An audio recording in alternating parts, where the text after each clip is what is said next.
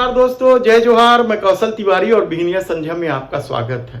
लोकसभा चुनाव को लेकर एक तरफ देश के प्रधानमंत्री नरेंद्र मोदी अपने प्रत्याशियों को चिट्ठी लिख रहे हैं कि वे मेहनत करें, ज्यादा वोटिंग कराएं, तो दूसरी तरफ राहुल गांधी ने एक ऐसी अपील कर दी है। 1 मिनट के इस अपील ने सब कुछ सामने रख दिया है कि इस देश को अधिक से अधिक मतदान क्यों करना चाहिए। क्या है राहुल गांधी की वह अपील जो इन दिनों खूब वायरल हो रही है और लोग प्रभावित हो रहे हैं, यह बताएं। उससे पहले हम बता देते हैं कि लोकसभा के 2 चरणों का चुनाव हो चुका है और इन 2 चरणों में जो संकेत दिखाई दे रहे हैं वह साफ दिखाई दे रहा है कि भारतीय जनता पार्टी के 400 सीट के दावे हवा हो चुके हैं। तीसरे चरण में 94 सीटों पर चुनाव है। 12 राज्यों के 7 मई को मतदान है।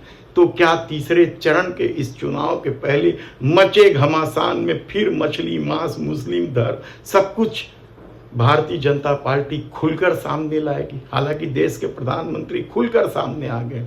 वे शायद समझ चुके हैं कि यदि आरएसएस और भारतीय जनता पार्टी अपनी स्थापना के बाद से सत्ता के लिए यही करते रहिए तो आगे भी यदि वे यही नहीं करेंगे तो उनसे सत्ता दूर चली जाएगी।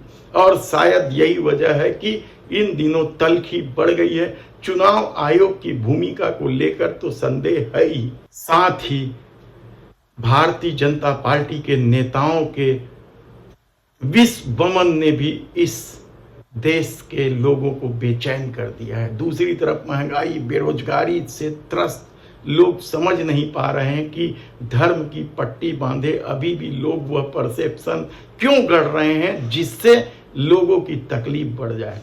लेकिन सवाल पहले चरण या दूसरे चरण के रुझान का नहीं है, क्योंकि वह तो पूरी तरीके से साफ हो चुका है कि भारतीय जनता पार्टी को नुकसान हो रहा है और उनके लिए बहुमत का आंकड़ा जुटा पाना मुश्किल इसलिए है क्योंकि बचे 353 सीटों में भारतीय जनता पार्टी के पास जो 265 सीट है उसमें से कुछ भी गंवाने का मतलब सत्ता से बहुत दूर चले जाना है। तब ऐसी परिस्थिति में 4 जून को क्या परिणाम आएगा यह तय होता दिखाई दे रहा है। तब राहुल गांधी ने जो अपील की है मिनट भर में, वह एक बार जरूर सुन लीजिए।